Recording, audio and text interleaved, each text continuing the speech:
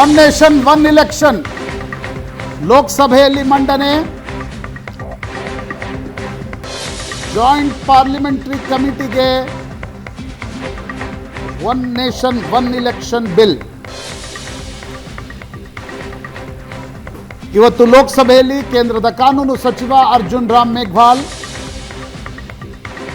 ಬಹು ನಿರೀಕ್ಷಿತ ಬಹುಚರ್ಚಿತ ಒಂದು ದೇಶ ಒಂದು ಚುನಾವಣೆ ಮಸೂದೆಯನ್ನು ಮಂಡಿಸಿದ್ದಾರೆ.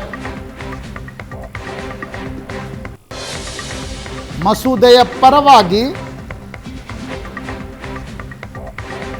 ಮಸೂದೆಯನ್ನು ಜಾಯಿಂಟ್ ಪಾರ್ಲಿಮೆಂಟರಿ ಕಮಿಟಿಗೆ ಕೊಡಬೇಕಾ ಬೇಡವಾ ಅನ್ನುವ ವೋಟಿಂಗ್ ನಡೆದಾಗ 267 ಸಂಸದರು ಜಂಟಿ ಸಂಸದೀಯ ಸಮಿತಿಗೆ ಕೊಡಬೇಕು ಅಂತ ಪರವಾಗಿ ವೋಟ್ ಮಾಡಿದರೆ 198 ವಿಪಕ್ಷಗಳ ಸಂಸದರು ಅದರ ವಿರುದ್ಧವಾಗಿ ವೋಟಿಂಗ್ ಮಾಡಿದ್ದಾರೆ. ಹೊಸ ಸಂಸತ್ ಭವನದಲ್ಲಿ ಮೊದಲ ಬಾರಿಗೆ ಲೋಕಸಭೆಯಲ್ಲಿ ಇಲೆಕ್ಟ್ರಾನಿಕ್ ವೋಟಿಂಗನ್ನು ಬಳಸಲಾಯಿತು. ಬಿಲ್ ಪರವಾಗಿ 269 ಸಂಸದರು, ಬಿಲ್ ವಿರುದ್ಧವಾಗಿ 198 ಸಂಸದರು ವೋಟ್ ಮಾಡಿದ್ದಾರೆ. ಮಾಜಿ ರಾಷ್ಟ್ರಪತಿ ರಾಮನಾಥ್ ಕೋವಿಂದ್ ಅಧ್ಯಕ್ಷತೆಯ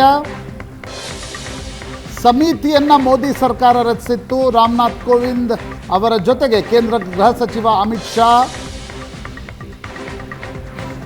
ಸಂವಿಧಾನ ತಜ್ಞ ಕಾನ್ಸ್ಟಿಟ್ಯೂಷನಲ್ ಲಾಯರ್ ಹರೀಶ್ ಸಾಳ್ವೆ ಆ ಸಮಿತಿಯಲ್ಲಿದ್ದರು. NK ಸಿಂಗ್ ಮಾಜಿ IAS ಅಧಿಕಾರಿ, ಜೊತೆಗೆ ಕಾನೂನು ಸಚಿವ ಅರ್ಜುನ್ ರಾಮ್ ಮೇಘವಾಲ್ ಕೂಡ ಆ ಸಮಿತಿಯಲ್ಲಿದ್ದರು. ರಾಮನಾಥ್ ಕೋವಿಂದ್ ಅಧ್ಯಕ್ಷತೆಯ ಸಮಿತಿ ಒನ್ ನೇಷನ್ ಒನ್ ಇಲೆಕ್ಷನ್ಗೆ ಸಂಬಂಧಪಟ್ಟಂಥ ಶಿಫಾರಸುಗಳನ್ನು ರಾಷ್ಟ್ರಪತಿ ದ್ರೌಪದಿ ಮುರ್ಮು ಅವರಿಗೆ ಕೊಟ್ಟಿದ್ದರು. ಶುಕ್ರವಾರ ಮೋದಿ ಸರ್ಕಾರದ ಕ್ಯಾಬಿನೆಟ್ ಸಭೆಯಲ್ಲಿ one nation one election bill cabinet ಒಪ್ಪಿಗೆಯನ್ನು ಪಡೆದು ಇವತ್ತು ಲೋಕಸಭೆಯಲ್ಲಿ ಕೇಂದ್ರ ಕಾನೂನು ಸಚಿವ ಅರ್ಜುನ್ ರಾಮ್ ಮೇಘವಾಲ್ ಆ ಮಸೂದೆಯನ್ನು ಮಂಡಿಸಿದ್ರು. जो सदस्य इसके पक्ष में हाँ कहें, जो सदस्य विरोध में ना कहें, मेरे विचार में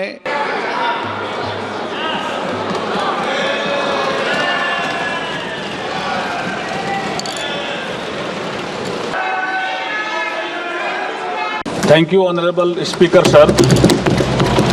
With your permission, I beg to move for leave to introduce the Constitution 129th Amendment Bill 2024, further to amend the Constitution of India.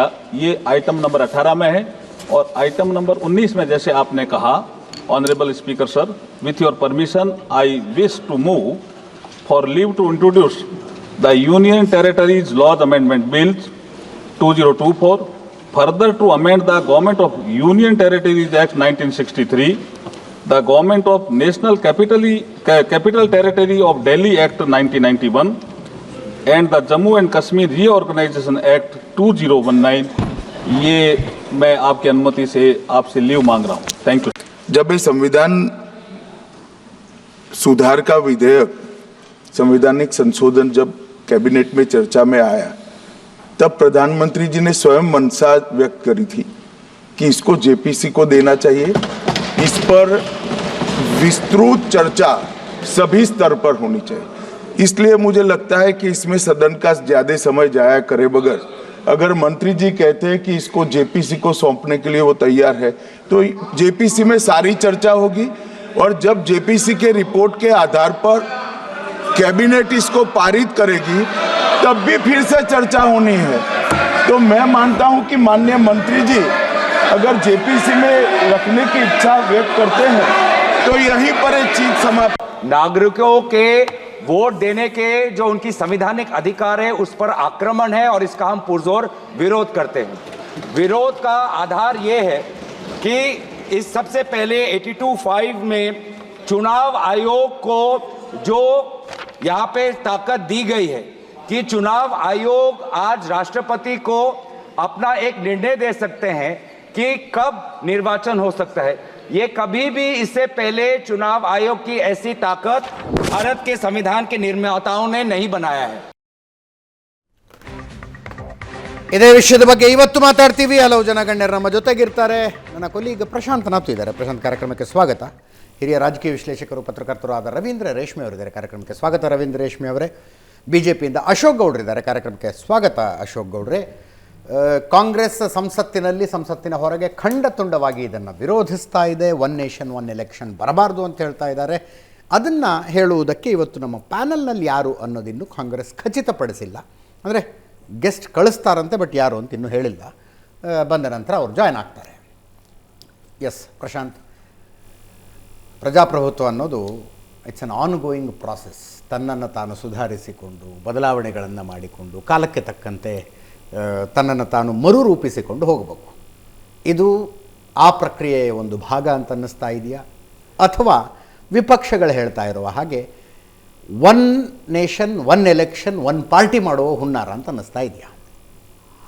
ಇದು ನೋಡಿ, ಭಾರತದ ಇವತ್ತಿನ ಪ್ರಸಕ್ತ ರಾಜಕೀಯ ವ್ಯವಸ್ಥೆಯಲ್ಲಿ ಒನ್ ಪಾರ್ಟಿ ಆಗೋಲ್ಲ ಅನ್ನೋದು 2019ರಿಂದ 2024ರವರೆಗಿನ ರಾಜಕಾರಣ ಭಾಳ ಸ್ಪಷ್ಟವಾಗಿ ಹೇಳುತ್ತೆ. ಕಾಂಗ್ರೆಸ್ ಮುಕ್ತ ಅಂದರೆ ನಾನು ಮೊದಲು ನಿಮ್ಮ ಆ ಪ್ರಶ್ನೆಗೆ ಉತ್ತರದಿಂದ ಶುರು ಮಾಡ್ತೀನಿ.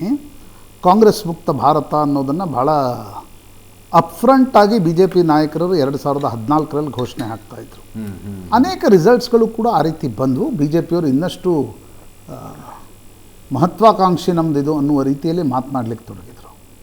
ಆದರೆ ಭಾರತದ ಮತದಾರ ಆ ವಿಷಯದಲ್ಲಿ ಬಹಳ ಪ್ರಬುದ್ಧ ಇದ್ದಾನೆ ಅಂತ ನನಗನ್ಸುತ್ತೆ. ಡೆಮೋಕ್ರಸಿ ಎಟ್ ಸ್ಟೇಕ್, ಎಮರ್ಜೆನ್ಸಿಯ ಒಂದು ಪಾಠ ಅನ್ನೋದು ಬಿಟ್ಟರೆ ಭಾರತದ ಇವತ್ತಿನ ಮತದಾರ ಡೆಮೋಕ್ರಸಿಯನ್ನು ಅಟ್ ರಿಸ್ಕ್ ಅಂತಕ್ಕಂಥದ್ದನ್ನು ಯಾವುದೇ ಕಾರಣ, ಯಾರನ್ನು ಎಷ್ಟು ಎತ್ತರಕ್ಕೆ ಹಾರಿಸ್ಬೇಕು, ಅದು ಹಾರಾಟ ಜಾಸ್ತಿ ಆದಾಗ ಹೆಂಗೆ ಕೆಳಗಿಳಿಸ್ಬೇಕು. ನರೇಂದ್ರ ಮೋದಿ, ಅಮಿತ್ ಶಾ ಇರಲಿ, ಅದು ಇಂದಿರಾ ಗಾಂಧಿ ಇರಲಿ, ಅದು VP ಸಿಂಗ್ ಇರಲಿ, ಯಾರ ಅಹಂಕಾರವನ್ನು, ಅಥವಾ ಕರ್ನಾಟಕದಲ್ಲಿ ಅನೇಕ ರಾಜಕಾರಣ ನಾವು ಹೇಳ್ಬೋದು, ಆ ಅಹಂಕಾರಗಳನ್ನು ಯಾವಾಗ ಅಹಂಕಾರಗಳನ್ನು ತೋರಿಸಿದ್ದಾರೆ, ಅವತ್ತವತ್ತು ಮತದಾರ ಅವರಿಗೆ ತಕ್ಕ ಪಾಠವನ್ನು ಕಲಿಸಿದ್ದಾನೆ. ಮಹಾರಾಷ್ಟ್ರದಲ್ಲಿ ಏನಾಯಿತು? ಶರದ್ ಪವಾರ್ ಮತ್ತು ಉದ್ಧವ್ ಠಾಕ್ರೆ ಇನ್ನೇನು ಯಾರು ಮುಖ್ಯಮಂತ್ರಿ ಆಗಬೇಕು ಅನ್ನೋದು ಸೂಟು ಹೊಲಿಸೋದೊಂದೇ ಬಾಕಿ ಇತ್ತು. ಮತದಾರ ಅವ್ರಿಗೊಂದು ಸರಿಯಾದ ಪಾಠವನ್ನು ಕಲಿಸಿದ. ನರೇಂದ್ರ ಮೋದಿ ಮತ್ತು ಅಮಿತ್ ಶಾ ಕೂಡ 400, 400 ಪಾರ್ ಅಂತ ಹೇಳ್ತಾ ಇದ್ರು. ಅವ್ರಿಗೂ 240. ಹಾಗಾಗಿ ಒನ್ ಪಾರ್ಟಿ ಆಗತ್ತೆ ಅಂತಕ್ಕಂಥದ್ದು ಯಾರೇ ಆರೋಪ ಮಾಡಿದರೂ ಕೂಡ ಭಾರತದ ರಾಜಕಾರಣದಲ್ಲಿ ಆ ಒನ್ ಪಾರ್ಟಿ ಅನ್ನೋದು ಸಾಧ್ಯ ಆಗಲ್ಲ. ಮತದಾರ ಫ್ರೀಕ್ವೆಂಟ್ ಆಗಿ ತನ್ನ ನಿರ್ಣಯವನ್ನು ಬದಲಿಸ್ತಿರ್ತಾನೆ ಅಂತಕ್ಕಂಥದ್ದು ನಾವು ರಾಜಕಾರಣದಲ್ಲಿ ಸ್ಪಷ್ಟವಾಗಿ ನೋಡ್ತಾ ಇದ್ದೀವಿ. ಈಗ ಯಾವುದೇ ಸರ್ಕಾರದ that is a prerogative to bring bills, ಸರ್ಕಾರಕ್ಕದೊಂದು ಅಧಿಕಾರ ಇದೆ. ಹಾಗಾಗಿ ಈಗ ಸರ್ಕಾರ ಬಿಲ್ಲನ್ನು ತಂದಿದ್ದೇ ತಪ್ಪು ಅಂತಕ್ಕಂಥದ್ದು ನಾನು ಹೇಳ್ತಾ ಇಲ್ಲ. ಆದರೆ ನಿಮಗೆ ಅಧಿಕಾರ ಇದೆ ಅನ್ನುವ ಕಾರಣಕ್ಕೆ ಈಗ ಒನ್ ನೇಷನ್ ಒನ್ ಎಲೆಕ್ಷನ್ ಬಿಲ್ಲನ್ನು ಈಗ ಮೋದಿ ಸರ್ಕಾರ ತಂದಿದೆ. ಮೋದಿ 3.0ದಲ್ಲಿ ವಕ್ಫ್ ಮತ್ತು ಒನ್ ನೇಷನ್ ಒನ್ ಎಲೆಕ್ಷನ್ ತುಂಬ ಮಹತ್ವಾಕಾಂಕ್ಷಿ ಬಿಲ್ಗಳು ಅಂತಕ್ಕಂಥದ್ದು, ತಿದ್ದುಪಡಿಗಳು ಅಂತಕ್ಕಂಥದ್ದನ್ನು ಸ್ಪಷ್ಟವಾಗಿ BJP ಕೂಡ ಹೇಳ್ತಾ ಇದೆ. ಆದರೆ ದಾರಿ ಅದು ಸಾಧ್ಯ ಆಗುತ್ತಾ ಅಂತಕ್ಕಂಥದ್ರ ಬಗ್ಗೆ I have apprehension. For example, joint parliamentary ಕಮಿಟಿಗೆ ಇದನ್ನು ಕೊಟ್ಟಿದ್ದಾರೆ. ಆದರೆ ನಿಮಗೆ ಲೋಕಸಭೆಯಲ್ಲಿ ಇದನ್ನು ಪಾಸ್ ಮಾಡಬೇಕಾದ್ರೆ ಸರಿ ಸುಮಾರು ಈಗ 303, 304 BJPಯ ಬಳಿ ಸಂಖ್ಯೆ ಇದ್ದರೆ 362, 363 ಬೇಕು. ಅಂದರೆ ಸುಮಾರು 60 ಸಂಸದರ ಬೆಂಬಲ ಮೋದಿ ಸರ್ಕಾರಕ್ಕೆ ಬೇಕು.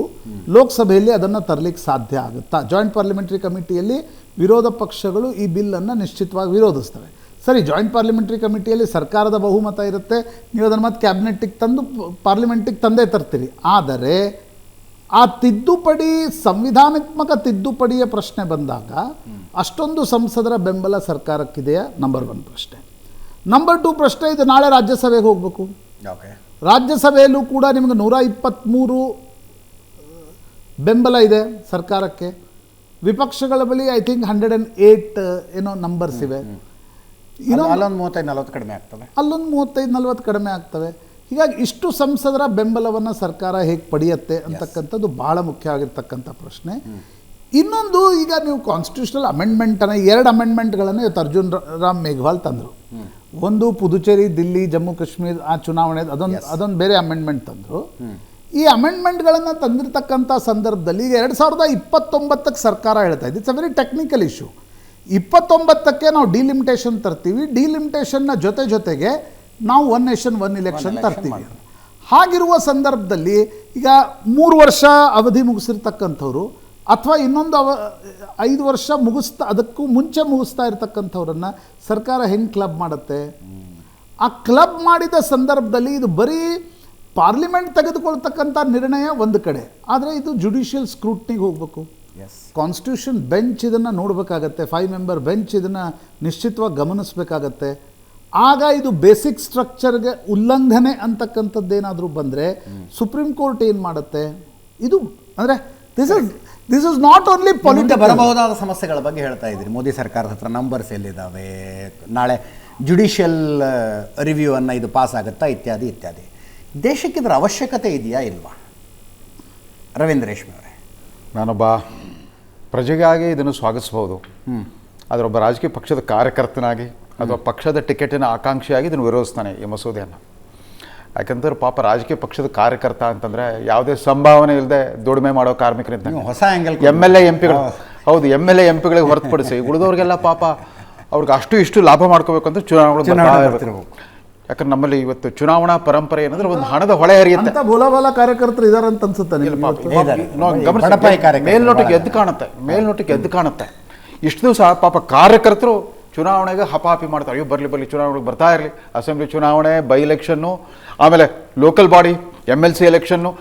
ನಮ್ಮ ಶಿಕ್ಷಕರ ಕ್ಷೇತ್ರದ ಮತದಾರರು ಕೂಡ ಬಹಳ ನೋಡಿ, ನಾವು ಜನಸಾಮಾನ್ಯರ ದೃಷ್ಟಿಕೋನ ಚರ್ಚೆ ಮಾಡಿದ್ದೀವಿ, ಅಭಿವೃದ್ಧಿಯ ದೃಷ್ಟಿಕೋನ ಚರ್ಚೆ ಮಾಡಿದ್ದೀವಿ, ರಾಜಕೀಯ ಪಕ್ಷಗಳ ದೃಷ್ಟಿಕೋನ ಚರ್ಚೆ ಮಾಡಿದ್ದೀವಿ. ಕಾರ್ಯಕರ್ತರದ್ದು ಒಂದು ಆ್ಯಂಗಲ್ ಇರುತ್ತಲ್ಲ ಇದ್ರ. ಖಂಡಿತವಾಗೂ ರಾಜಕಾರಣಿಗಳ ದುಡ್ಡು ಕರಗದೆ ಎಲೆಕ್ಷನ್ ಬಂದಾಗ ಮತ್ತು ಅವರ ಮಕ್ಕಳ ಮದುವೆ ಆದಾಗ ಅಂತ. ಇತ್ತೀಚಿನ ದಿನಮಾನಗಳಲ್ಲಂತೂ ಕಾರ್ಯಕರ್ತರಿಗೆ ರಾಜಕೀಯ ಭವಿಷ್ಯವೇ ಇಲ್ಲ. ಯಾಕಂದ್ರೆ ಮಂತ್ರಿಗಳಾಗ್ತಾರೆ, ಶಾಸಕರ ಮಕ್ಕಳು ಶಾಸಕರಾಗ್ತಾ ಇದ್ದಾರೆ.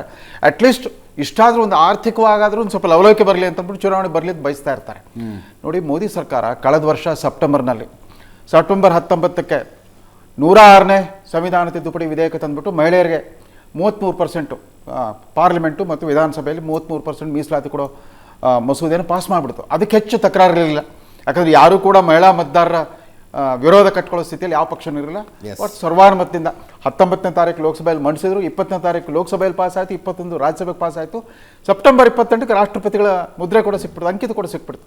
ರಾಜ್ಯ ವಿಧಾನಸಭೆಗಳು ಅಷ್ಟು ತರಾತುರಿಯಲ್ಲಿ ಅದನ್ನು ಪಾಸ್ ಮಾಡಿ ಅನುಮೋದಿಸ್ಬಿಟ್ರು. ಆದರೆ ಯಾವತ್ತು ಅನುಷ್ಠಾನ ಮಾಡ್ತೀರ ಅನ್ನೋ ಪ್ರಶ್ನೆಗೆ ಇನ್ನೂ ಉತ್ತರ ಇಲ್ಲ ಸರ್ಕಾರದಲ್ಲಿ. ಯಾಕಂದ್ರೆ ಅದಕ್ಕಿನ್ನೂ ಈ ಕ್ಷೇತ್ರ ಪುನರ್ವಿಂಗಡಣೆ ಮಾಡಲಿಕ್ಕೆ ಜನಗಣತಿ ನಡಿಬೇಕು. ಜನಗಣತಿ ಕೋವಿಡ್ ಕಾರಣದಾಗ ಮುಂದೂಡಿದ ಜನಗಣತಿ ಯಾವತ್ತು ನಡೆಸ್ತಾ ಇಲ್ಲ ನೋಡಿ. ಜನಗಣತಿ ಜೊತೆಗೆ ಹಲವಾರು ವಿಷಯಗಳು ತಳಕ್ಕೆ ಹಾಕೊಂಡ್ಬಿಟ್ಟಿವೆ.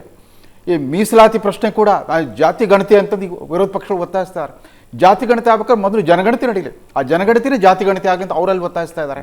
ಆಮೇಲೆ ತೀರಾ ಇತ್ತೀಚೆಗೆ ವಕ್ಫ್ ಕಾನೂನು ತಿದ್ದುಪಡಿ ಮಸೂದೆ ಕೂಡ ಮಂಡಿಸ್ಬಿಟ್ಟಿದ್ದಾರೆ. ಅದು ಕೂಡ JPSಗೆ ಹೋಗಿ ಕುಂತ್ಬಿಟ್ಟಿದೆ. ಅಲ್ಲೂ ಗೊತ್ತು ನಂಬರ್ಸ್ ಇಲ್ಲ, 70% ಸ್ಟ್ರೆಂತ್ ಇದ್ದರೆ ಪಾಸ್ ಆಗ್ತಾಯಿತ್ತು. 2-3 ಅಂಶ ಬಹುಮತದ ಬೆಂಬಲ ಬೇಕು ರಾಜ್ಯಸಭೆ ಮತ್ತು ಅದು ಗೊತ್ತಿದ್ದು ಮಾಡ್ತಿದ್ದಾರೆ ಅಂತಂದರೆ JPSಗೆ ಒಪ್ಪಿಸ್ಬಿಟ್ರೆ ಸ್ವಲ್ಪ ಕಾಲಾವಕಾಶ ಸಿಗುತ್ತೆ. ಇಂಡಿಯಾ ಮೈತ್ರಿಕೂಟದ ಕೆಲವ್ರನ್ನಾದರೂ ಸೆಳಿಬೋದು, ವಶೀಕರಣ ಮಾಡ್ಕೊಳ್ಬೋದು. ಯಾಕಂದರೆ ಇಂಡಿಯಾ ಮೈತ್ರಿಕೂಟ ಈಗಾಗಲೇ ಕೆಲವು ಬಿರುಕು ಕಾಣಿಸ್ತಾ ಇದೆ. ಅದಾನಿ ವಿಷಯ ಯಾವಾಗ ಕಾಂಗ್ರೆಸ್ ಹಿಡ್ಕೊಂಡ್ಬಿಡ್ತು ಶುರುವಾಗಿಬಿಡ್ತು, ಒಬ್ಬೊಬ್ಬರು ದೂರ ಸರ್ಕೊಳ್ತಾ ಇದ್ದಾರೆ. EVM ಅಂತ ಹೇಳಿದ್ಮೇಲೆ ಇನ್ನಷ್ಟು ಭಾಳ ಆ ಬಿರುಕು ಇನ್ನೂ ಆ ಕಂದ್ರೆ ಇನ್ನೂ ಅಗಲವಾಗ್ತಾ ಹೋಗ್ತಾ ಇದೆ. ಹೀಗಾಗಿ ಎಲ್ಲ ಒಂದು ಆಶಾಭಾವನೆ ಇದೆ. ಈ ಬೆಳಗ್ಗೆ ಅವ್ರು ಮಂಡಿಸಿದಾಗ ಕಾನೂನು ಸಚಿವರು ಮಂಡಿಸಿದ್ರು, ಬಟ್ ಅದಕ್ಕೆ ಪೂರಕವಾಗಿ ಅಮಿತ್ ಶಾ ಅವರು ಮಾತಾಡಿದ್ರಲ್ಲ, ಅದು ನೋಡಿದರೆ ಅವ್ರಿಗೆಲ್ಲ ಒಂದು ಆಶಾಭಾವನೆ ಇದೆ. ಆ JPCಯಿಂದ ಅದು ಪರಾಮರ್ಶೆ ಆಗಿಬಿಟ್ಟು ವಾಪಸ್ ಬರೋಷ್ಟೊತ್ತಿಗೆ ನಮಗೆಲ್ಲ ನಂಬರ್ಸ್ ಸಿಗುತ್ತೆ. ಕೆಲವರು ಆದರೂ ಇವತ್ತು ಇಂಡಿಯಾ ಮೈತ್ರಿಕೂಟದ ಮಿತ್ರ ಪಕ್ಷಗಳು ನಮಗೂ ಶತ್ರುಭಾವವನ್ನು ಬಿಟ್ಟು ನಮ್ಮ ಜೊತೆಗೆ ಬರಬಹುದು ಅಂತ ಇದರ ತರ್ಕವನ್ನು, ಇದರ ಅಗತ್ಯತೆಯನ್ನು ಮನವರಿಕೆ ಮಾಡಿಕೊಡ್ಬೋದು. ಅಥವಾ ರಾಜಕೀಯ ಇದೆ ಅಂತ ಅನ್ಸುತ್ತಾ ನಿಮ್ಗೆ? ಯಾವ ರಾಜಕೀಯ ಪಕ್ಷ ಯಾವ ಕಾರಣಕ್ಕೆ ಇದನ್ನು ಬೆಂಬಲಿಸುವ ಸಾಧ್ಯತೆ ಇದೆ? ನೋಡಿ, ಕಾಂಗ್ರೆಸ್ ಒಂದು ನ್ಯಾಷನಲ್ ಪಾರ್ಟಿ, ಇದಕ್ಕೆ ಒಪ್ಪಬೇಕು ಅಂದ್ರೆ ಒಂದು ನ್ಯಾಷನಲ್ ಪಾರ್ಟಿ ಮಾತ್ರ ಒಪ್ಪೋದಕ್ಕೆ ಸಾಧ್ಯ. ವಿರೋಧಕ್ಕೆ ಪ್ರಾದೇಶಿಕ ಪಕ್ಷಗಳಲ್ಲಿರುವ ಆತಂಕನೇ ಅದು. ಲೋಕಸಭಾ ವಿಧಾನಸಭಾಗಳನ್ನು ಒಟ್ಟೊಟ್ಟಿಗೆ ನಡೆಸಿದ್ರೆ ಲೋಕಸಭೆಯಲ್ಲಿ ಯಾವ ಅಜೆಂಡಾದ ಮೇಲೆ ಚುನಾವಣೆ ನಡೀತಿದೆಯೋ ವಿಧಾನಸಭೆಯಲ್ಲಿ ಅದರ ಮೇಲೂ ನಡ್ಕೊಂಡು ಹೋಗ್ಬಿಡುತ್ತೆ. ಪ್ರಾದೇಶಿಕ ಪಕ್ಷಗಳ ಅಸ್ತಿತ್ವ ಏನಾಗುತ್ತೆ? 2004ರಲ್ಲಿ ಕರ್ನಾಟಕ ಮತ್ತು ಆಂಧ್ರ ಪ್ರದೇಶದಲ್ಲಿ ಏಕಕಾಲಕ್ಕೆ ಲೋಕಸಭೆ ಮತ್ತು ವಿಧಾನಸಭೆ ಚುನಾವಣೆ ನಡೆದು ಕರ್ನಾಟಕದಲ್ಲಿ ಪ್ರಾದೇಶಿಕ ಪಕ್ಷ ಡಾರ್ಕ್ ಹಾರ್ಸ್ ಆಗಿಬಿಡ್ತು. JDS ಕಿಂಗ್ ಮೇಕರ್ ಆಗಿ ಬಂದ್ಬಿಡ್ತು. ಅಲ್ಲಿ ಆಮೇಲೆ ಸಮೀಕ್ಷೆಗಳು ಕೂಡ ಉಲ್ಟಾಪಟ್ಟ ಆಗಿಬಿಟ್ಟು, ಅಲ್ಲಿ ವಾಜಪೇಯಿ ಇಲ್ಲಿ ಕೃಷ್ಣ ಅಂತಂದ್ರು, ಅಲ್ಲಿ ವಾಜಪೇಯಿ ಸೋತರು, ಇಲ್ಲಿ ಕೃಷ್ಣ ಸೋತರು, JDS ಡಾರ್ಕ್ ಹಾರ್ಸ್ ಆಗಿ ಬಂತು. ಆಂಧ್ರ ಪ್ರದೇಶದಲ್ಲಿ ಕೂಡ ಕಾಂಗ್ರೆಸ್ ಚಂಡಮಾರುತ ಬೀಸಿತು, YS ರಾಜಶೇಖರ ಸರ್ಕಾರ ಏಕಕಾಲಕ್ಕೆ ಮತದಾನ ನಡೆದಾಗ ಕೂಡ ಸಾಕಷ್ಟು ವಿವೇಚನೆ ಇದೆ. 2 ಮತಯಂತ್ರಗಳು ಸಪ್ರೇಟ್ ಇರುತ್ತಲ್ಲ, ಇಲ್ಲಿಗೆ ಯಾರನ್ನ ಗೆಲ್ಲಿಸ್ಬೇಕು ಅಲ್ಲಿ ಯಾರನ್ನ ಗೆಲ್ಲಿಸ್ಬೇಕು ಅಂತ ಕರ್ನಾಟಕ ಮತದಾರರಿಗೆ ಅಷ್ಟರ ಮಟ್ಟಿಗೆ ಪ್ರಬುದ್ಧತೆ ಬಂದ್ಬಿಟ್ಟಿದೆ. ಇಲ್ಲದೆ ಹೋದ್ರೆ ನೋಡಿ 2013 ಚುನಾವಣೆ, 14 ಚುನಾವಣೆ, 18 ಚುನಾವಣೆ, ಪ್ರತಿ ಸಾರಿ ಬೇರೆ ಬೇರೆ ಥರದ ಫಲಿತಾಂಶ ಕೊಡ್ತಾ ಬಂದಿದ್ದಾರೆ ಕರ್ನಾಟಕ ಮತದಾರರು. ಒಂದು ವರ್ಷದಿಂದ ಕಾಂಗ್ರೆಸ್ಗೆ 136 ಸೀಟ್ ಕೊಟ್ಟವರು ಲೋಕಸಭಾ ಚುನಾವಣೆ 142 ವಿಧಾನಸಭಾ ಕ್ಷೇತ್ರಗಳು ಬಿಜೆಪಿಗೆ ಲೀಡ್ ಕೊಟ್ಬಿಟ್ರು. 17+2 NDAಗೆ ಲೀಡ್ ಬಂದ್ಬಿಡ್ತು. ಅಂದರೆ ಮತದಾರರಿಗೆ ಆ ವಿವೇಚನೆ ಇದೆ. ಬಟ್ ರಾಜಕೀಯ ಪಕ್ಷಗಳಿಗೆ ಬೇಕು, ನಿರಂತರವಾಗಿ ಚುನಾವಣೆ ನಡೀತಾ ಇದ್ದವರು ಚಂದಾ ವಸೂಲಿ ಮಾಡ್ಬೋದಲ್ಲ. ಬೇರೆ ವಿಶೇಷವಾಗಿ ಅಧಿಕಾರಾರೂಢ ಪಕ್ಷಗಳಿಗೆ ಒಂದು ಲೆವೆಲ್ ಪ್ಲೇಯಿಂಗ್ ಫೀಲ್ಡೇ ಇಲ್ಲ ಅಲ್ಲಿ. ಅಧಿಕಾರಾರೂಢ ಪಕ್ಷ ಉದ್ಯಮದಾರರಿಂದ, ಅವರಿಂದ, ಇವರಿಂದ, ವ್ಯಾಪಾರಸ್ಥರಿಂದ ಎಲ್ಲರಿಂದನೂ ಚುನಾವಣಾ ನಿಧಿ ಸಂಗ್ರಹಣೆ ನಡೀತಾನೆ ಇರುತ್ತೆ. ಅಸೆಂಬ್ಲಿಗೆ ಬೇಕು, ಪಾರ್ಲಿಮೆಂಟ್ಗೆ ಬೇಕು, ಲೋಕಲ್ ಬಾಡಿಗೆ ಬೇಕು ಅಂತಂದ್ಬಿಟ್ಟು ಅದು ನಡೀತಾ ಇರುತ್ತೆ. ಈ ಥರದ ಒಂದು ನೋಡಿ, ಮೊದಲ 4 ಚುನಾವಣೆಗಳು 52, 57, 62, 67 ಅಲ್ಲಿವರೆಗೂ ಏಕಕಾಲಕ್ಕೆ ನಡೆದವು. ಬಟ್ 67ರಲ್ಲಿ ಯಾವಾಗ ಈ ಹಂಗ್ ಅಸೆಂಬ್ಲಿಗಳು, ಸಮ್ಮಿಶ್ರ ಸರ್ಕಾರಗಳ ಯುಗ ಶುರುವಾಯಿತು, ಅಲ್ಲಿ ಹೇರ್ಪೇರ್ ಆಗೋಗ್ಬಿಡ್ತು ಆ ಟೈಮ್ ಟೇಬಲ್. ಉತ್ತರ ಪ್ರದೇಶ ರಾಜ್ಯದಿಂದ ಶುರುವಾಯಿತು. ಪ್ರಶಾಂತ್ ಅದನ್ನು ಭಾಳ ಡೀಟೇಲಾಗಿ ಎಕ್ಸ್ಪ್ಲೇನ್ ಮಾಡಿದ್ರು. ಹೆಂಗೆ ನಾನ್ ಕಾಂಗ್ರೆಸ್ ಗೌರ್ಮೆಂಟ್ಗಳು ಬರೋದಕ್ಕೆ ಶುರುವಾದ ಮೇಲೆ ಚುನಾವಣೆಗಳು ಬೇರೆ ಬೇರೆಯಾಗಿ ನಡೆಯೋಕ್ಕೆ ಆರಂಭ ಆಯಿತು ಅಂತ. ಎಸ್, ಅಶೋಕ್ ಗೌಡ್ರೆ, ಒಂದು ಆರೋಗ್ಯವಂತ ಪ್ರಜಾಪ್ರಭುತ್ವದ ಮೂಲ ಲಕ್ಷಣನೇ ವೈಬ್ರೆಂಟ್ ಆಗಿ ನಡೆಯುವ ಎಲೆಕ್ಷನ್ಗಳು. ಈಗ ರಿಸೋರ್ಸ್ ಆಪ್ಟಿಮೈಸೇಷನ್ ಅಂತಕ್ಕಂಥದ್ದು ಎಲ್ಲ ಚುನಾವಣೆಗಳಲ್ಲೂ ಮತ್ತು ಎಲ್ಲರೂ ಸಹ ಮಾತಾಡ್ತಕ್ಕಂಥ ವಿಚಾರ. ಆಮೇಲೆ ನಾನು ಒಬ್ಬ ಕಾರ್ಯಕರ್ತ ಆಗಿ ಹೇಳ್ತಿದ್ದೀನಿ. ಫಸ್ಟ್ ರವೀಂದ್ರ ರೇಷ್ಮೆ ಅವ್ರಿಗೆ ಉತ್ತರ ಕೊಟ್ಬಿಡ್ತೀನಿ, ಆಮೇಲೆ ಅಲ್ಲ, ಬಡ ಕಾರ್ಯಕರ್ತರ ಬಗ್ಗೆ ಹೇಳಿದ್ರು. ಬಡ ಕಾರ್ಯಕರ್ತರು, ನಾವೆಲ್ಲ ಬಡ ಕಾರ್ಯಕರ್ತರು. ಏನಂತಂದ್ರೆ ರವೀಂದ್ರ ರೇಷ್ಮೆ ಬಡ ಕಾರ್ಯಕರ್ತರು ಅವರು ಇರ್ತಾರೆ, ಅವರು ಇರ್ತಾರೆ. ಏನಂತಂದ್ರೆ ಎಲ್ಲರೂ ಸಹ ಹೇಳೋದೇನಂದ್ರೆ, ಒಂದ್ಸತಿ ಚುನಾವಣೆ ನಡೆದ್ಬಿಟ್ರೆ 3 ತಿಂಗಳು ನಾವು ಡೆಡಿಕೇಟ್ ಮಾಡ್ಬಿಟ್ರೆ ಆ ತದನಂತರದಲ್ಲಿ ಬಂದಂತಹ ಸರ್ಕಾರ ಅಥವಾ ಬಂದಂತಹ ರೆಪ್ರೆಸೆಂಟೇಟಿವ್ಸ್ ಏನಿರ್ತಾರೆ, ನಮ್ಗೆ ಗೊತ್ತಿರುತ್ತದೆ ಇದಾಗುತ್ತೆ, ಇದು ಆಗೋದಿಲ್ಲ ಅಂತೇಳಿ ನಮಗೆ ಒಂದು ವೈಬ್ ಸಿಕ್ಬಿಡ್ತದೆ. ಅದಾದ್ಮೇಲೆ ಚುನಾವಣೆ ನಡ್ಕೊಂಡು ಹೋಗಲಿ, ಇನ್ನು 5 ವರ್ಷಕ್ಕೆ ಚುನಾವಣೆ ಬರಲಿ ಅಂತಕ್ಕಂಥ ಒಂದು ಕಾರ್ಯಕರ್ತರ ಪರ್ಸೆಪ್ಷನಲ್ಲಿ. ಆದರೆ ಕ್ಲಿಯರ್ ಕಟ್ ಆಗಿ ಅಮಿತ್ ಶಾ ಅವರು ಸದನದಲ್ಲೂ ಹೇಳಿದ್ರು ಮತ್ತು ಟಿವಿ ಮಾಧ್ಯಮಗಳಲ್ಲೂ ಸಹ ಅವರು ಅನೇಕ ಇಂಟರ್ವ್ಯೂಸ್ ಕೊಟ್ಟು ಹೇಳಿದ್ದಾರೆ. ಏನು ಅಂತಂದ್ರೆ, ನಾವು ಇದನ್ನ ಬಯಸ್ತಿರತಕ್ಕಂತಹದ್ದು ಮ್ಯಾಕ್ಸಿಮಮ್ ಗವರ್ನೆನ್ಸ್ ಮತ್ತು ಮಿನಿಮಮ್ ರಿಸೋರ್ಸ್ ಯುಟಿಲೈಸೇಷನ್ಗೋಸ್ಕರವಾಗಿ. ಅಂತಂದರೆ ಈಗ ಸೆಕ್ಯೂರಿಟಿ ಫೋರ್ಸಸ್ನ ನಾವು ಎಲ್ಲ ಕಡೆ ಕಳಿಸ್ಕೊಳ್ತೀವಿ ಮತ್ತು ಎಲ್ಲ ಕಡೆ ದುರುಪಯೋಗ ಪಡಿಸ್ಕೊಳ್ತಕ್ಕಂತಹ ಕೆಲಸ ಆಗ್ತಾ ಇದೆ. ಅಂದರೆ ಸೆಕ್ಯೂರಿಟಿ ಫೋರ್ಸಸ್ ಇರೋದೇನು, ಬಾರ್ಡರ್ನ ರಕ್ಷಣೆ ಮಾಡಲಿಕ್ಕೆ ಮತ್ತು ಎಲ್ಲೆಲ್ಲಿ ಸಮಸ್ಯೆಗಳು ಬರ್ತದೆ ಅಂಥ ಕಡೆ ನಾವು ಅದನ್ನು ಚುನಾವಣೆಗೆ ಎಸ್ಸತಿ ಅಂತ ಬಳಸೋಣ. ಪ್ರತಿ ತಿಂಗಳು ಪ್ರತಿ ದಿವಸನೂ ಸಹ ಚುನಾವಣೆಗೆ ಬಳಸ್ತಕ್ಕಂಥ ಕೆಲಸ ಅದಾದ್ಮೇಲೆ ಆರ್ಮಿ ಅಲ್ಲ, ಈಗ border security forces, rapid action forces, CRPF, BSF ಆದ್ರೂ ಸಹ ಅವ್ರಿಗೂ ಒಂದು ನಿಗದಿತವಾದಂಥ ಕೆಲಸಗಳಿದೆ. ಅದಾದ್ಮೇಲೆ ಇದೇನು ಬಿಜೆಪಿಯ ಆಸೆ ಪ್ರಕಾರ ಬಂದಿಲ್ಲ. ಈಗ CII, FICCI ಮತ್ತು ಆಸ್ಕಾಮ್ ಅವರು ಇವರುಗಳೆಲ್ಲನೂ ಸಹ ರೆಕಮೆಂಡ್ ಮಾಡಿ ಆಪ್ಟಿಮೈಸೇಷನ್ ಆಫ್ ರಿಸೋರ್ಸ್ ಆಗುತ್ತೆ. ಅದರಿಂದಾಗಿ ನೀವು ಒಂದ್ಸತಿ ಚುನಾವಣೆ ಮಾಡಿ ಅಂತಕ್ಕಂತಹ ಏನೊಂದು ಪರಿಕಲ್ಪನೆ ಇತ್ತು, ಅದರಿಂದಾಗಿ ನಮ್ಮ BJPಯಿಂದ ನಾವು ಇಟ್ಟಿದ್ದೇವೆ. ಅದಾದಮೇಲೆ JPC ಕೋವಿಂದ್ ಅವರ ನೇತೃತ್ವದಲ್ಲಿ ಮಾಡಿದಂತಹದ್ದು 47 ಪೊಲಿಟಿಕಲ್ ಪಾರ್ಟೀಸು ರೆಪ್ರೆಸೆಂಟೇಷನ್ ಕೊಟ್ಟಿದ್ರು. ಆ ರೆಪ್ರೆಸೆಂಟೇಷನಲ್ಲಿ 32 ಪಾರ್ಟೀಸು ಇದ್ರ ಪರವಾಗಿ ಮತ ಚಲಾಯಿಸಿವೆ. ಕೇವಲ 15 ಮಾತ್ರ ಕಾಂಗ್ರೆಸ್ನವರು ಬೇಕು ಅಂತ ಹೇಳಿ ಮುಂದೆ BJP ಅವರು ತರ್ತಿದ್ದಾರೆ ಅಂತ ಹೇಳಿ ವಿರೋಧ ಮಾಡ್ತಾರೆ. ಆ್ಯಕ್ಚುಲಿ ಏನು ಅಂತಂದರೆ ಅವ್ರಿಗೂ ಗೊತ್ತಿದೆ, ಪ್ರತಿ ಸತಿನೂ ಹೋಗಿ ಚಂದ ಎತ್ತಕ್ಕಾಗೋದಿಲ್ಲ, ಒಂದು ಸತಿ ಚುನಾವಣೆ ಆಗಿಬಿಟ್ರೆ ಮುಗಿದೋಗ್ತದೆ. ಅದರಿಂದಾಗಿ ಯಾರು ಗೆಲ್ತೀವೋ ಯಾರು ಸೋಲ್ತೀವೋ ಅನ್ನತಕ್ಕಂತಹ ವಿಚಾರ ಏನಿದೆ ಅದು ಸ್ಪಷ್ಟವಾಗಿ ಆಗ್ಬಿಡುತ್ತೆ ಅನ್ನೋದು ಕಾಂಗ್ರೆಸ್ನವ್ರಿಗೂ ಗೊತ್ತು. ಜಸ್ಟ್ ಬಿಕಾಸ್ BJP ತರ್ತಿದೆ ಅಂತ ಹೇಳಿ finally one nation one election ಅನ್ನುವಂಥದ್ದು 2 ಪಾರ್ಟಿ ಇಲ್ಲ ಸಿಸ್ಟಮ್ ಕಡೆಗೆ ದೇಶವನ್ನು ಖಂಡಿತವಾಗ್ಲೂ 2 ಪಾರ್ಟಿ ಕಡೆ ಅಲ್ಲ. ಯಾಕೆ ಅಂತಂದ್ರೆ ಈಗ US ಅಲ್ಲಿ ರಿಪಬ್ಲಿಕನ್ಸು ಮತ್ತು ಡೆಮಾಕ್ರೆಟ್ಸ್ ಇದ್ದಾರೆ, ಅಲ್ಲೂ ಸಹ ಒನ್ ನೇಷನ್ ಒನ್ ಎಲೆಕ್ಷನ್ ಥರನೇ ಇರೋದು. 2 ಬಾರಿ ನಡೆಯುತ್ತೆ, ಸೆನೆಟ್ಗೆ ಒಂದು ಸತಿ ಮತ್ತು ಪ್ರೆಸಿಡೆನ್ಷಿಯಲ್ ಎಲೆಕ್ಷನ್ಸ್ಗೆ ಈ ರೀತಿ ನಡ್ಕೊಂಡು ಹೋಗ್ತದೆ. ಅಲ್ಲೂ ಸಹ ಬೇರೆ ಪೊಲಿಟಿಕಲ್ ಪಾರ್ಟೀಸ್ ಇಲ್ಲ ಅಂತಲ್ಲ, ಬೇರೆ ಪೊಲಿಟಿಕಲ್ ಪಾರ್ಟೀಸ್ ಅವರು ಈ ಮೋಸ್ಟ್ ಆಫ್ ದ ಸ್ಟೇಟ್ಸಲ್ಲೂ ಸಹ ಬೇರೆ ಬೇರೆ political parties in association with republicans democrats ನಡ್ಕೊಂಡು ಹೋಗ್ತಾರೆ. ಈಗ ಭಾರತದಲ್ಲೂ ಸಹ ನಾವು ಅನೇಕ ವಿಚಾರಗಳನ್ನು ಚರ್ಚೆ ಮಾಡಿಬಿಟ್ಟಿದ್ದೀವಿ. 90s ಏನು ಹೇಳಿದ್ವಿ, ಆವತ್ತು ಹಿಂದೆ ಕಾಂಗ್ರೆಸ್ ಒಂದೇ ಇದ್ದಾಗ ಅದೊಂಥರ ಇತ್ತು. BJP ರೈಸ್ ಆದಮೇಲೆ ಏನಾಯಿತು, ಒಂದು ಸಮೂಹ ಬಂತು. ಈಗೇನಾಯಿತು, BJP ಮ್ಯಾಂಡೇಟ್ ಇದ್ರೂ ಸಹ ನಾವು ಜೊತೆಲಿ ಕರ್ಕೊಂಡು ಹೋಗ್ತಕ್ಕಂಥ NDA ಅಂತ ಹೇಳಿ ಜೊತೆಲಿ ಕರ್ಕೊಂಡು ಹೋಗ್ತಕ್ಕಂಥ ಕೆಲಸ ಮಾಡ್ತಾ ಇದ್ದೀವಿ. ಈಗಲೂ ಸಹ ಎಲ್ಲರೂ ಗೊತ್ತಿದೆ, ಇಟ್ ಈಸ್ I.N.D.I. ಅಲಯನ್ಸು ಜೊತೆಗೆ NDA. ಈ ಎಲ್ಲ 2 ಅಲಯನ್ಸ್ಗಳ ಮಧ್ಯಗಳಲ್ಲೇ ಚುನಾವಣೆ ನಡೀತಿರ್ತಕ್ಕಂಥದ್ದು. ಸಣ್ಣ ಸಣ್ಣ ಪೊಲಿಟಿಕಲ್ ಪಾರ್ಟೀಸು ಯಾರವರವರು ಪಾರ್ಟಿಗೆ ಅವ್ರು ಚುನಾವಣೆ ನಡೆಸ್ಕೊಬೋದು, ಗೆಲ್ಬೋದು, ಅವರು ಗೆಲ್ಬೋದು, ಅವಕಾಶ ಇದೆ. ಈಗ ಸಣ್ಣ ಪೊಲಿಟಿಕಲ್ ಪಾರ್ಟಿಗಳಿಗೆ ಬೇಸಿಕಲಿ ಹೇಳ್ತಾ ಇದ್ದಾರೆ, ನಿಮ್ಮ ಅಲಯನ್ಸ್ನ ಈಗಲೇ ಆರಿಸ್ಕೊಂಬಿಡಿ ಅಂತ. ಇಲ್ಲ, ಖಂಡಿತವಾಗ್ಲೂ ಇಲ್ಲ. ಯಾಕೆ ಅಂತಂದ್ರೆ ನೀವು ಇಷ್ಟು ಅಲಯನ್ಸ್ ಇದ್ದು ಇಷ್ಟು ಪೊಲಿಟಿಕಲ್ ಪಾರ್ಟೀಸ್ ಇಂಡಿಪೆಂಡೆಂಟ್ಸ್ ಗೆದ್ದು ಬರ್ತಾರೆ. ಈಗ 1952ನಲ್ಲಿ ಶಿರೋಮಣಿ ಅಕಾಲಿದಲ್ಲೂ ಪಟಿಯಾಲ ಸ್ಟೇಟಲ್ಲಿ ಗೆದ್ದು ಬಂತು. ಕಾಂಗ್ರೆಸ್ನ ಡಾಮಿನೇಷನ್ ಇಡೀ ದೇಶದಲ್ಲಾದರೆ 1952ನಲ್ಲೇ ಪಟಿಯಾಲದಲ್ಲಿ ಗೆದ್ದು ಬಂತು. ನೀವು ಇಡೀ 52 ಎಲೆಕ್ಷನ್ಸ್ ನೋಡಿದ್ರೆ ಕರ್ನಾಟಕದಲ್ಲಿಂದ ಹಿಡ್ಕೊಂಡು ಎಲ್ಲ ರಾಜ್ಯಗಳಲ್ಲೂ ಸಹ ಇಂಡಿಪೆಂಡೆನ್ಸ್ ತುಂಬ ಜನ ಗೆದ್ದಿದ್ರು. 67ವರೆಗೂ ಸಹ ಸೋಷಲಿಸ್ಟ್ ಪ್ರಜಾಸತ್ತಾತ್ಮಕ ಪಾರ್ಟಿ ಬರೋವರೆಗೂ 57 ಎಲೆಕ್ಷನು 62 ಎಲೆಕ್ಷನ್ಸಲ್ಲೂ ತುಂಬ ಜನ ಇಂಡಿಪೆಂಡೆನ್ಸ್ ಗೆಲ್ತಾರೆ. ಈ ಇಂಡಿಪೆಂಡೆನ್ಸ್ ಏನಕ್ಕೆ ಗೆಲ್ತಾ ಇದ್ರ ಅಂತಂದ್ರೆ ಅವರವರ ಮಾಡಿದಂತಹ ಸೇವೆ, ರಾಜಕಾರಣಿಗಳು ಸೇವೆ ಮಾಡ್ತಿದ್ರು. ನಮ್ಮ ದೇವೇಗೌಡ್ರೆ 62-67ರಲ್ಲಿ ಪಕ್ಷೇತರ ನೆಹರು ಕಾಂಗ್ರೆಸ್ ವಿರುದ್ಧ ಬಂಡಾಯ ಅಭ್ಯರ್ಥಿಯಾಗಿ ಗೆದ್ದು ಬಂದರು 2 ಸಾರಿ. ಎಸ್.ಎಂ. ಕೃಷ್ಣ ಅವರು ಫಸ್ಟ್ ಎಲೆಕ್ಷನ್ ಗೆದ್ದಿದ್ದು ಪ್ರಜಾ ಸೋಷಲಿಸ್ಟ್ ಪಾರ್ಟಿನಲ್ಲಿ 62ನಲ್ಲಿ ನಿಂತ್ಕೊಂಡಿದ್ರು. ಆದ್ರೆ ಏನು ಅಂತಂದ್ರೆ ಎಲ್ಲರೂ ಸಹ ಎಷ್ಟೇ ಡಾಮಿನೇಷನ್ ಮಾಡಿದ್ರು ಸಹ ಮಾಡಿದ್ದು ಒಂದೇ, ಏನಕ್ಕೆ ನಾವು ಸೇವೆ ಮಾಡ್ತಕ್ಕಂಥವ್ರು ಗೆದ್ದು ಬರ್ತಾರೆ ಅಂತಕ್ಕಂಥ ಮನೋಭಾವ. ಇವತ್ತು ಅಷ್ಟೇ ಭಾರತೀಯ ಜನತಾ ಪಾರ್ಟಿನಲ್ಲಿ ಏನು ಹೇಳ್ತೀವಿ, ನೀವು ಸೇವೆ ಮಾಡಿ, ಕೆಲಸ ಮಾಡಿ, ನಿಮಗೆ ಕ್ಷೇತ್ರದಲ್ಲಿ ಕೆಲಸ ಮಾಡಿದರೆ ಖಂಡಿತವಾಗ್ಲೂ ಜನ ರೆಕಗ್ನೈಸ್ ಮಾಡ್ತಾರೆ. ಜನ ರೆಕಗ್ನೈಸ್ ಅಂದರೆ ಪಾರ್ಟಿನ ರೆಕಗ್ನೈಸ್ ಮಾಡ್ತೀವಿ ಅಂತ ಹೇಳ್ತಿರೋದು. ಅದರಿಂದಾಗಿ ಯಾರು ಸೇವೆ ಮನೋಭಾವನೆ ಎಲ್ಲನೂ ಅಂತ ಇಟ್ಕೊಂಡಿರ್ತಾರೆ ರಾಜಕಾರಣಿಗಳು, ಅವ್ರಿಗೆ ಯಾವುದೇ ರೀತಿ ತೊಂದರೆ ಆಗಲ್ಲ. ಯಾರು ಸೇವೆ ಮನೋಭಾವನೆ ಅಲ್ಲ ಅಂತ ಇಟ್ಕೊಂಡಿರ್ತಾರೆ, ಯಾರು ದುಡ್ಡು ಹಾಕ್ಬಿಟ್ಟು ದುಡ್ಡು ತೆಗಿತೀನಿ ಅಂತಕ್ಕಂಥ ಮನೋಭಾವನೆ ಇರ್ತಾರೆ, ಅವ್ರಿಗೆಲ್ಲ ಚುನಾವಣೆ ಅಂತಕ್ಕಂಥದ್ದು ಬರಲೇಬೇಡಿ ಅನ್ನೋದು ಹೇಳೋದು. ಯಾವುದೋ ಒಂದು ಚುನಾವಣೆಯಲ್ಲಿ ಬರ್ತೀವಿ, ದುಡ್ಡು ಹಾಕ್ತೀವಿ, ದುಡ್ಡು ತೆಗಿತೀವಿ, ಇದು ಬೇಡ. ಸೇವೆ ಮನೋಭಾವನೆ ಇಡಿ, 5 ವರ್ಷ ಸೇವೆ ಮಾಡಿ. ಇಲ್ಲ ನೀವು ಕಾರ್ಯಕರ್ತರಾಗಿರ್ತೀರ, ಕಾರ್ಯಕರ್ತರಾಗೂ ಸೇವೆ ಮಾಡ್ತಾರೆ, ಖಂಡಿತವಾಗ್ಲೂ ಪಾರ್ಟಿ ರೆಕಗ್ನೈಸ್ ಮಾಡುತ್ತೆ ಅಂತಕ್ಕಂಥ ಮನೋಭಾವನೆ ಬಿಜೆಪಿಗಿದೆ. ಆಮೇಲೆ ತುಂಬಾ ಜನ ಇದ್ರ ಬಗ್ಗೆ ಪ್ರೋ ಮಾತಾಡಿದ್ದಾರೆ. ಚೆನ್ನಾಗಿರುತ್ತೆ. ನಾವು ಪ್ರಾಕ್ಟಿಕಲ್ ಸಮಸ್ಯೆಗಳ ಬಗ್ಗೆ ಕೇಳ್ತಾ ಇರೋದು ಸರ್. ಇಲ್ಲ, ಪ್ರಾಕ್ಟಿಕಲ್ ಸಮಸ್ಯೆ ನೋಡಿ, ಎಲ್ಲರೂ ಸಹ ಪ್ರೋಸ್ ಅಂಡ್ ಕಾನ್ಸ್ ಬಗ್ಗೆ ಲೋಕಸಭಾ ಮಾತಾಡ್ತಿದ್ದಾರೆ. ಚುನಾವಣೆ ನಡೆಯೋ ಅಜೆಂಡಾನೇ ಬೇರೆ. ಲೋಕಸಭಾ ಚುನಾವಣೆ ಏನು ಚರ್ಚೆ ಆಗುತ್ತೆ, ಏನು ಚರ್ಚೆ ಆಗಬೇಕು, ಡಿಫೆನ್ಸ್ ಚರ್ಚೆ ಮಾಡಿ, ನ್ಯಾಷನಲ್ ಸೆಕ್ಯೂರಿಟಿ ಚರ್ಚೆ ಮಾಡಿ, ಇಂಟರ್ನಲ್ ಸೆಕ್ಯೂರಿಟಿ ಚರ್ಚೆ ಮಾಡಿ, ಹಣಕಾಸು ಎಲ್ಲಿಗೆ ಹೋಯ್ತು ಅನ್ನೋದನ್ನು ಚರ್ಚೆ ಮಾಡಿ, ಕ್ಯಾಪಿಟಲ್ ಎಕ್ಸ್ಪೆಂಡಿಚರ್ ನ್ಯಾಷನಲ್ ಪ್ರಾಜೆಕ್ಟ್ಗಳಿಗೆ ಎಷ್ಟಾಯಿತು ಅದು ಚರ್ಚೆ ಆಗುತ್ತೆ ರೀ. ವಿಧಾನಸಭಾ ಚುನಾವಣೆಗೆ ಬಂದರೆ ಚರ್ಚೆ ಆಗೋ ವಿಷಯಗಳೇ ಬೇರೆ. ಈಗ ಸ್ಥಳೀಯ ಸಂಸ್ಥೆಗಳ ಚುನಾವಣೆಗೆ ಬಂದರೆ ಚರ್ಚೆ ಆಗೋ ವಿಷಯಗಳೇ ಬೇರೆ. ಎಲ್ಲ ಸೇರಿಸಿ ಒಂದೇ ಸಲ ಚುನಾವಣೆ ಮಾಡ್ತೀವಿ ಅಂತ 4 ಬ್ಯಾಲೆಟ್ ಇರ್ತದೆ, 4 EVM ಮಿಷಿನ್ ಇರುತ್ತೆ. ಒಂದೇ EVM ಮಿಷಿನ್ ಅಲ್ಲಿ ನಾನು ವೋಟ್ ಹಾಕಿದ ಕೂಡಲೇ ಬಿಜೆಪಿಯ ಸಂಸದ ಮತ್ತು MLA ಮತ್ತು ಲೋಕಲ್ ರೆಪ್ರೆಸೆಂಟೇಟಿವ್ ಎಲೆಕ್ಟ್ ಆಗಲ್ಲ. ಯಾರು ಇವತ್ತಿನ ಕರ್ನಾಟಕನೇ ಇರ್ಬೋದು, ಇಡೀ ದೇಶದಲ್ಲಿ ಇವತ್ತು ಸ್ಪ್ಲಿಟ್ ವೋಟಿಂಗ್ ಕಾನ್ಸೆಪ್ಟ್ನ ನಾವು ತುಂಬ ಚೆನ್ನಾಗಿ ಅರ್ಥ ಮಾಡ್ಕೊಂಡಿದ್ದೀವಿ.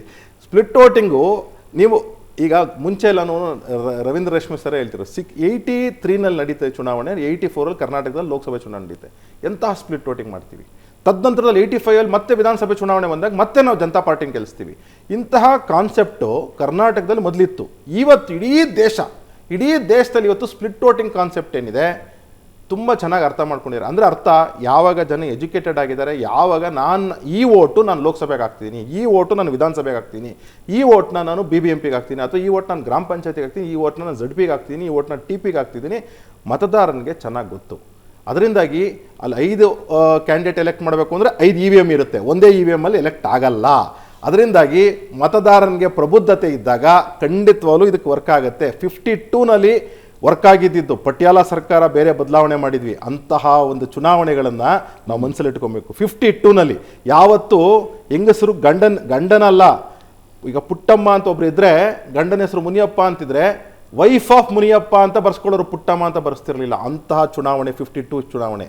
ಇವತ್ತಿಗೆ ಪುಟ್ಟಮ್ಮ ಹಸ್ಬೆಂಡ್ ಮುನಿಯಪ್ಪ ಅಂತ ಬರ್ಸ್ಕೊಳ್ತಕ್ಕಂಥ ಚುನಾವಣೆಗಳು ನಡೀತಾ ಇವೆ ಇವತ್ತು. ಅಂದರೆ ಅಷ್ಟು ಪ್ರಬುದ್ಧರಾಗಿದ್ದೀವಿ, ಅಷ್ಟು ನಾವು ಗೌರವಿಸ್ತಿದ್ದೀವಿ ನಮ್ಮ ಸಮಾಜನ, ಅಷ್ಟು ಪ್ರಜಾತಂತ್ರನ ಗೌರವಿಸ್ತಿದ್ವಿ. ಅಂಥ ಚುನಾವಣೆಗಳಲ್ಲಿ ಖಂಡಿತವಾಗ್ಲೂ 5 EVM ಮಿಷಿನ್ಗೆ 5 ಕ್ಯಾಂಡಿಡೇಟ್ಗಳಿಗೆ ಸಪ್ರೇಟ್ ವೋಟ್ ಹಾಕ್ತಕ್ಕಂಥ ಶಕ್ತಿ ಭಾರತೀಯ ಮತದಾರ 140 ಕೋಟಿ ಮತದಾರರಿಗೆ, ಅಂದರೆ 98 ಕೋಟಿ ಮತದಾರರು 148 ಕೋಟಿ ಜನಕ್ಕೆ ಬಂದಿದೆ. 10 ವರ್ಷ ಆಯಿತು ನಮ್ಮ ಆಫೀಸಲ್ಲಿ ಲಿಫ್ಟ್, ನಾವು ಮೇಲೆ ಹೋಗ್ಬೇಕಂದ್ರೆ ಲಿಫ್ಟ್ ಮೇಲಿನ ಆರೋ ಮಾರ್ಕ್ ಓದ್ಬೇಕು, ಕೆಳಗೆ ಹೋಗ್ಬೇಕಂದ್ರೆ ಕೆಳಗಿನ ಆರೋ ಮಾರ್ಕ್ ಓದ್ಬೇಕು ಅನ್ನೋದನ್ನು ಕಲ್ಸೋಕ್ಕಾಗ್ತಿಲ್ಲ ನಮಗೆ. ಲಿಫ್ಟ್ ಆಪ್ರೇಟ್ ಮಾಡೋದು ಕಲ್ಸೋಕ್ಕಾಗ್ತಿಲ್ಲ ರೀ.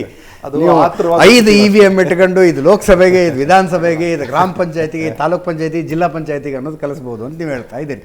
ಕಲಿಸೋದಲ್ಲ, ಅವ್ರಿಗೆ ಗೊತ್ತಿದೆ ಅಂತ ಹೇಳ್ತಾ ಇದ್ದೀವಿ. ಒಂದು ಸಣ್ಣ ಬ್ರೇಕ್ ಮುಗಿಸ್ಕೊಂಡು ವಾಪಸ್ ಬನ್ನಿ.